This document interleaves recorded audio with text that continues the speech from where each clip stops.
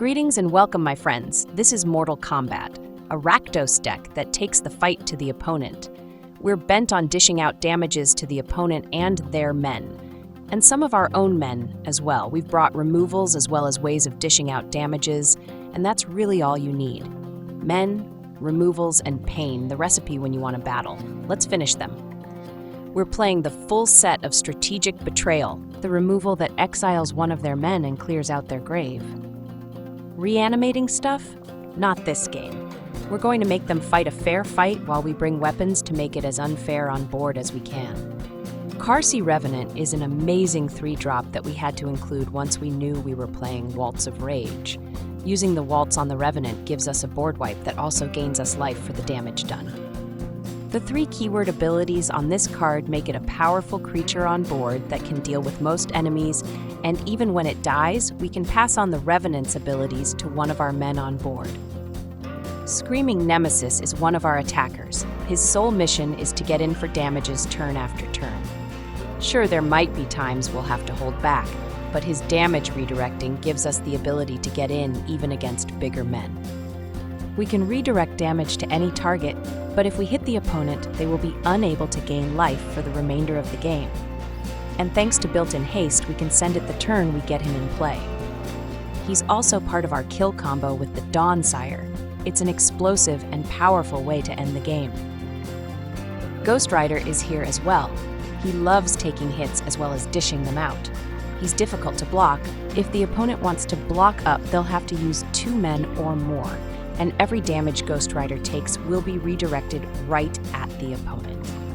When he lands a blow on the opponent's face, we get to draw a card at the cost of a life, and of course, his damage redirection goes well with the Dawnsire's damage ability. Ghost Rider takes no prisoners and he can't be destroyed. Everyone's favorite GF is here to help us dig for the right cards with its Surveil ability and can double up on our spells like the Strategic Betrayal and the Waltz of Rage. The GF can even give us triple those spells if we've gone down to the last chapter of the saga. The Fire Crystal will reduce the cost of our red spells by 1, but it also gives our men haste. That way, all our men can hit the ground running and get in for damages right away. The activated ability does cost 6 mana, but it will give us a token copy of one of our men. Using the Fire Crystal to make a token at the end of the opponent's turn will let us untap with the token still in play. And that's a very dangerous situation for the opposing life total. Waltz of Rage is our damage spell. We target one of our men, then it deals damage equal to its power to all other men, friend and foe alike. Sure, we might lose 1 or 2 guys, but we'll clear out the enemy men. And keep in mind that we have men that will redirect the damage they take to the opponent. Plus, if we have men that die to the Waltz, we get to exile the top card of our deck and can play it out until the end of our next turn. We have more to gain than we will lose. The Dawnsire is a spacecraft that was practically designed to be in this deck. It's 5 mana to play out, then we need to station 10 power worth of men to unlock the damage ability, which is all we really need, thanks to Ghost Rider and the Nemesis. But if we unlock it fully, we get a 20/20 flying beat stick that can take it to the opponent's face. Don't tell the opponent we can target the Dawnsire with a Waltz for a mega board clear. Odin is both another removal and a way to end the game. Thanks to the Fire Crystal, we can get multiple Odins to clear out any blockers or to threaten with its game-ending ability. On the last chapter, we get to draw a pair of cards, then each player loses 2 life, another way of getting damage to the opposing life total. At 5/3, Odin can station a lot better than our other men. The Black Virtue is still a powerful card that we use as removal early, and then later in the game it can take over by getting back men in any grave. More GF shenanigans, sure, or maybe even getting back a fallen Odin for a second go-around. With a Fire Crystal in play, Odin will get not just 1 lore counter, but 2, making him a lethal attacker when we bring him back. Hurts so good, the opponent will cry. For lands, we're playing 4 Razor Trap Gorge, the Rakdos duel that enters tapped unless a player has 13 or less life. 4 Raucous Theater, the Rakdos Surveil land. 4 Blazemire Verge, the swamp that becomes a duel when we have a swamp or mountain in play. 5 mountains, and 7 swamps. Playing the deck is only slightly complicated. We have minimal card draw but high damage output, so you'll want to be strategic with every card played out. Tossing away cards just to stay even with an opponent might not be the way to go, but that has to be evaluated on what you have in hand and on board. A waltz can let us dance the night away by clearing out multiple enemies with minimal losses on our side. The goal is to bring down opposing life totals to 0 or less, so always keep in mind the path you'll need to take to get there. Thanks to our selection of cards, we have multiple ways of taking the opponent down. It just depends on what we draw and which opportunities present themselves. That's the deck, boys. Let's go play some games. Do you want to play a game? This is Tarzan. No, wait, it's Targ hand. I hate when my hand goes Targ. We're kicking things off with a shuffler special. There's no other way to start. We do have a betrayal we can fire off. The rest is luck. Keep your hopes up.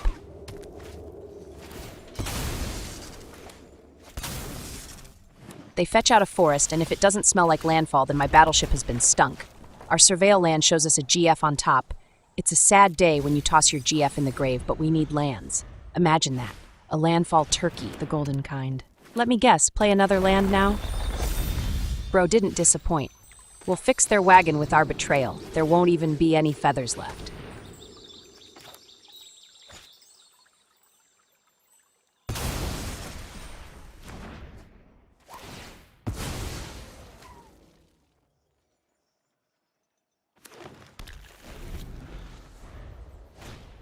They play out a smelf, but we already know what they're cooking. They follow up with another golden turkey. We will try to eat this one too. We get a third land right on time. Were it not for the surveil land, we'd still be stuck on 2. We'll play out a nemesis and hold what we got. Landfall ran out of lands, apparently. They poop it and scoop it. Smell you later, bro. This is easy rise. Like the easy bake oven, bro? No, wait, it's Es Sedai. That has to be it. We get a 3-lander this time, but we have no early removals, only a late game one. It could be worse, I suppose. We'll take it. Keep.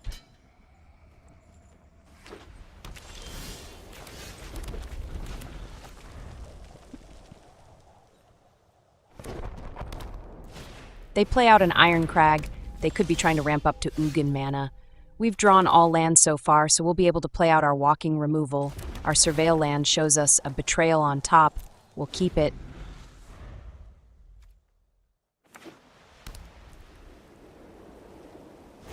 Bro plays out even more ramp. It's like that's all their deck does. We get to 3 mana, and we'll play out our nemesis and get in for damages.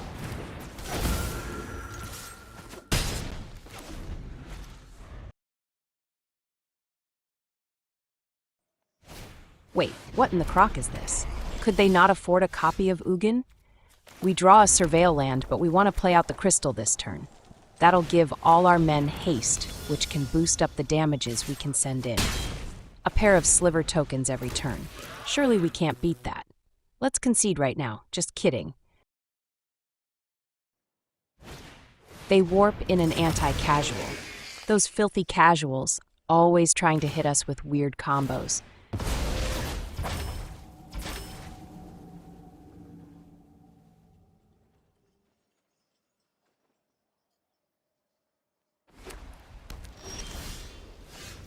We'd like to play the surveil land, but we do want to use a removal, then follow up with everyone's favorite GF.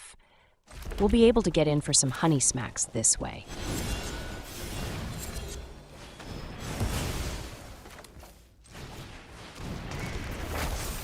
On top, we have another nemesis, which is good. It's another guy that causes pain whether he's blocked or not.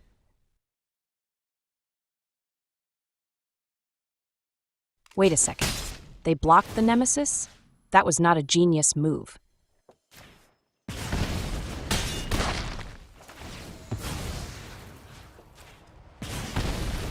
Luckily for them, they got themselves another pair of blockers. They seem to be rethinking their choice of cards.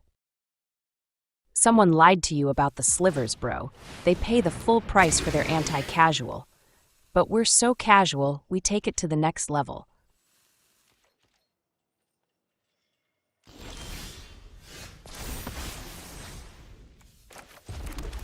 Our surveil land shows us another GF on top. You can't ever have too many GFs. It's only a problem if they find out about each other. Thanks to our current GF, we get 2 betrayals for the price of 1.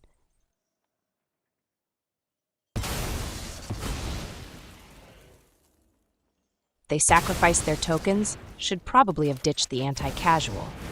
I mean, how are you going to block? The opponent made this hilarious. I didn't do anything. GG's, extra cheese. This is Big Milky. I've got the breast joke to tell you. No, wait. We get a 3-lander with double removal and a nemesis along with our GF. This looks fine. Keep.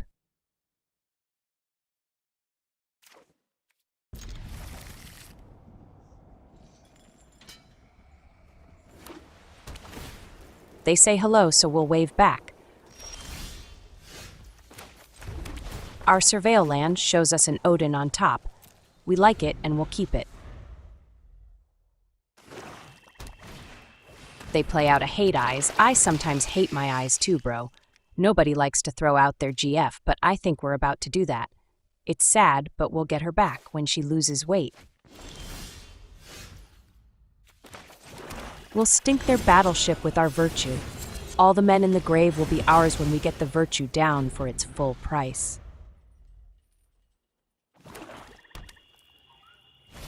Well, look at that. They have another one. Another sad shame, but we'll toss Odin into an early grave. We can get him back too, eventually. It's time to get the nemesis in there, and we can start swinging at their life total. They might be thinking about blocking, but will they do it?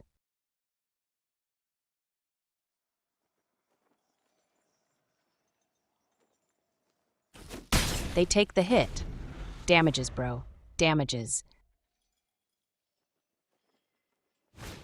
Wait, are all their men discard 1/1s? Do they really win with this deck of theirs? Anyways, we have to toss another card, and that will be our GF. We draw a land and we'll play it out.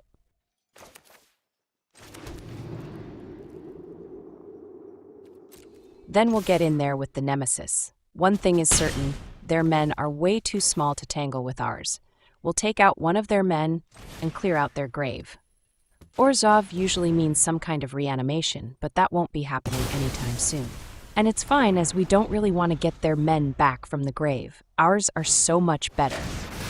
They play out a snare, and that will take out our nemesis. It's going to be a long, slow death unless they have bigger men in their deck somewhere. We draw a fire crystal, which will play out. The haste could matter.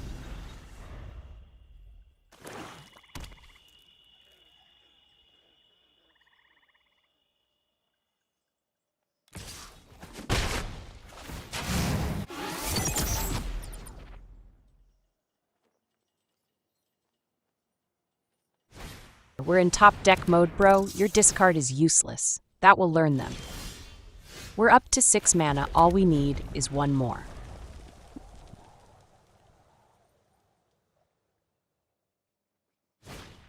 For reals, bro. This deck is awful. Maybe scrap it after this game.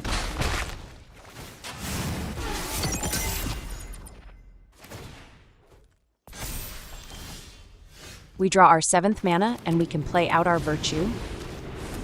They'd better have another snare lined up.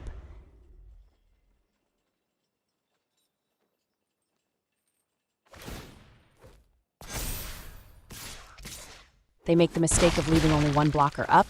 What they should have done was kept all their men back. We'll get Odin and take out one of their guys. It doesn't matter who goes, we can copy Odin and take out their blocker. We draw a removal. That's going to be GG's, extra cheese. Odin will get in for game-ending smacks.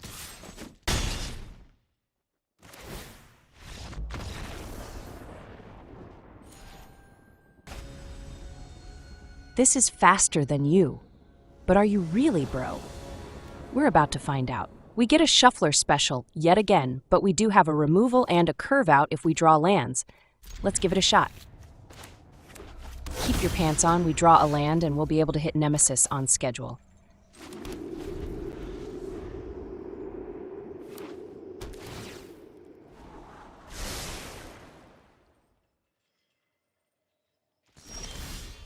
Make that 4. That's our GF making an appearance on schedule.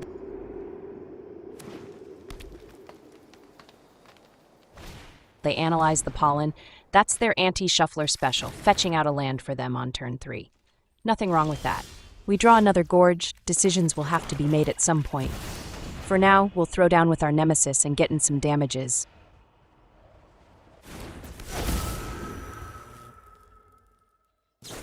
They fire off a removal. I personally avoid using Get Lost as the map tokens can come back to haunt you. They're playing a Sirima, likely on the Kona combo. Play Kona Station, get free stuff. Speaking of Kona...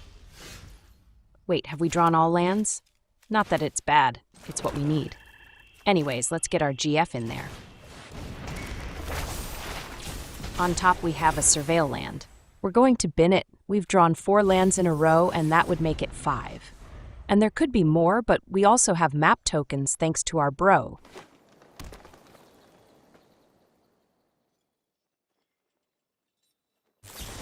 They hit our GF with a utility removal. Better now than on our virtue later. We draw an Odin, and this is when it gets tricky. Do we play out the tap land for Odin or go with the Dawnsire? And I think it's best to set up for Odin. The Dawnsire can always be played out afterwards.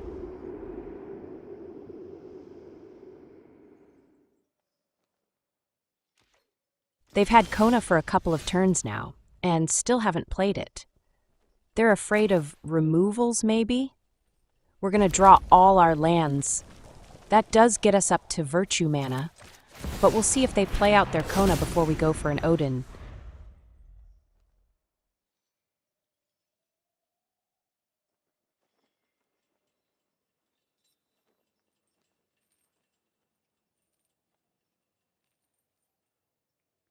They impending out a white Overlord. They could have played Kona out and gotten it for free. They're keeping their pants on, all the way on. They've even pulled up past their belly button.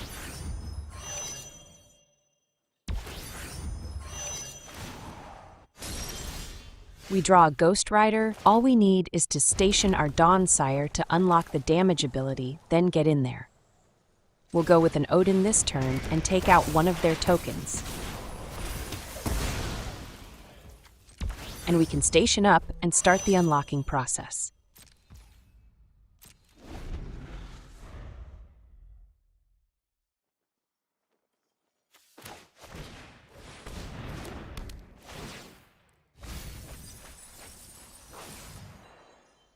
A Dredger's Insight gets them back another spacecraft.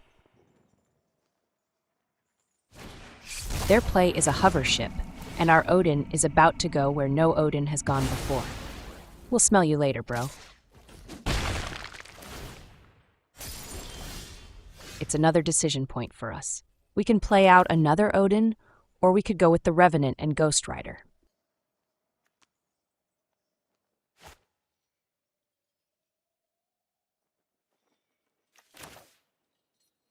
Of these two options, I think I like getting the 2 men down this turn.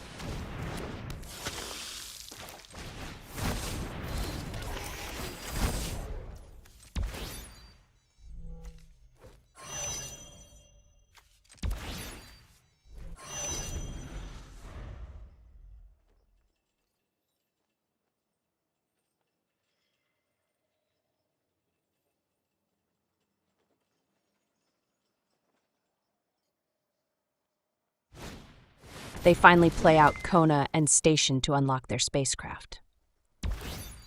We're gonna eat some damages, aren't we? Eat them like a pie.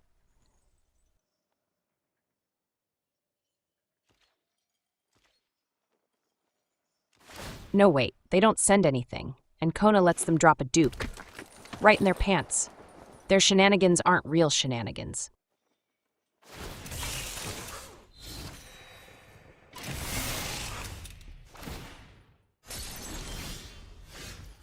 I'm kinda surprised we didn't get sent to Combo Town.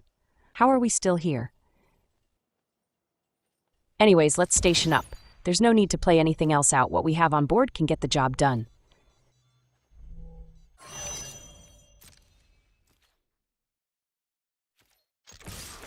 Then we'll send in Ghost Rider. Yes, let's hit our own Ghost Rider. He loves pain and his pants can take the hit. The question is, can the opponent take the hit? That's a no. GG's, extra Ghost Rider cheese. This is Pants Up Patsy / Pants You. This person is about to become a regular on the big show. We get a 3-lander with a top-end removal. The earliest we can snipe is on turn 5, but we are going first, which gives us a slight advantage. Keep your hopes up. Our Surveil land shows us a betrayal on top. We'll gladly take an early removal.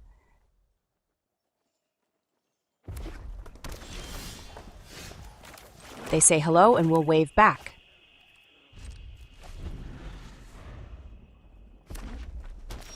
We draw a 4th land, and we can go with a Nemesis this turn. They look at their hand like they're going to use a removal. Take 3 now or take 3 when you burn out our Nemesis. It's a tough choice, but they take the hit. Damages, bro, damages. They use our guy to draw a card. Crafty, very crafty.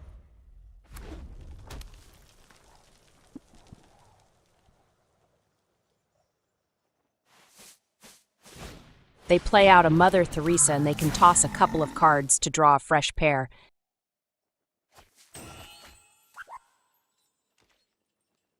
They send it, and it looks like we'll be trading blows until someone taps out.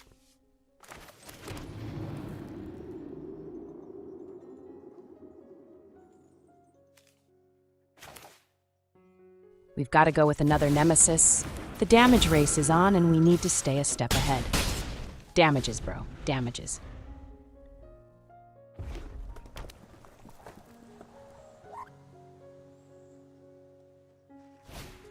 They play out a Firion, the Wild Rose Warrior. They follow up with a Pickaxe, which will give them a token axe. That's going to be 4 damages to us, but they aren't keeping pace. We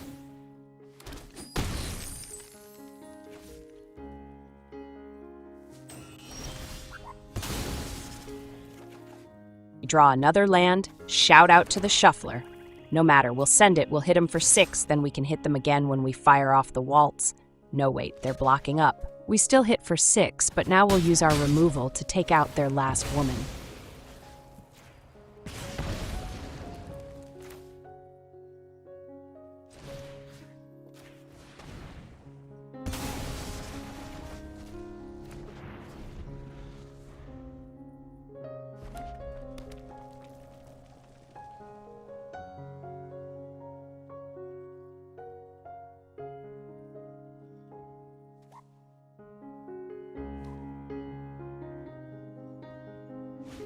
They drop an Atali, the Primal Storm. It's big, it's beefy, but doesn't come with a side of fries.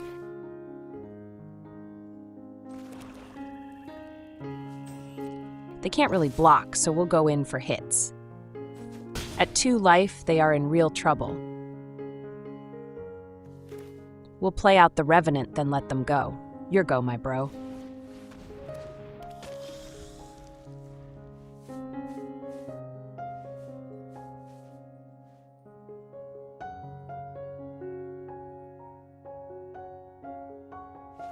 They drop in a Bonehead, so it looks like they might be cooked. They send a Tali, and they'll get to exile a card off the top of each deck. That's a land they swiped, it won't help them, and they nabbed a land off the top of their deck as well. That's unfortunate. For them.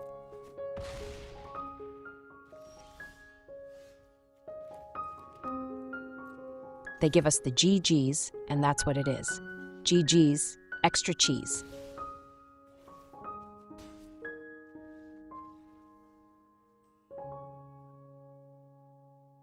And that, my friends, is another satisfied customer.